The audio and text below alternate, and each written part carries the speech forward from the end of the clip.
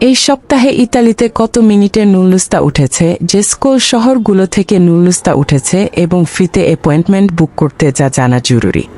আলহামদুলিল্লাহ, ইতালির ফুসি 2023 এর ডিসেম্বরে যারা আবেদন করেছিলেন, নুল্লুস্তা ওঠা শুরু হয়েছে।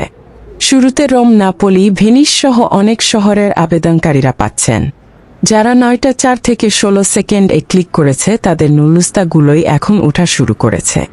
এখন শুরুতে স্পন্সর ভিসা নুল্লুস্তাগুলো পাচ্ছে। আশা করা যায় এই সপ্তাহের দিকে ডোমেস্টিক ভিসার নুল্লুস্তা বের হবে এবং যারা এগ্রিকালচার এ আবেদন করেছে তাদেরও নুল্লুস্তা উঠবে। যেহেতু এখন শুরুর দিকে তাই নুল্লুস্তা একটু কম উঠতেছে, কিন্তু খুব দ্রুতই নুল্লুস্তা দিয়ে ইতালি সরকার তাদের 2023 সালের কোঠা পূরণ করবে এবং 2024 সালের ফেব্রুয়ারির 5 তারিখ থেকে নতুন ক্লিক ডে শুরু হবে। হতাশ হওয়া যাবে না, যারা নুল্লুস্তা পায়নি তারা চাইলে 2024 এর ফুসিতে আবেদন করতে পারে।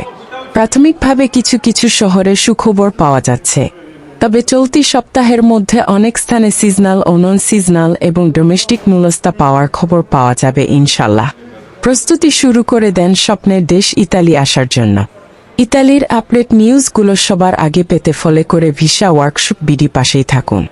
সকলের অবগতির জন্য জানানো যাচ্ছে যে 2024 সালের জানুয়ারি মাসের 11 তারিখ হতে 31 তারিখ সময়কালের জন্য অ্যাপয়েন্টমেন্ট স্লটগুলি 2 জানুয়ারি 2024 তারিখে খোলা হয়েছিল, তবে বেশিরভাগ অ্যাপয়েন্টমেন্টগুলো বুক করে ফেলেছে অ্যাপয়েন্ট ব্যবসায়ী এজেন্সিগুলো বেশি দামে বিক্রি করার জন্য।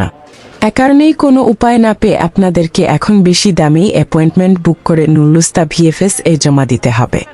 আগামী মাস থেকে পরবর্তী মাসের জন্য প্রতি মাসের 25 তারিখে অ্যাপয়েন্টমেন্ট খোলা হবে।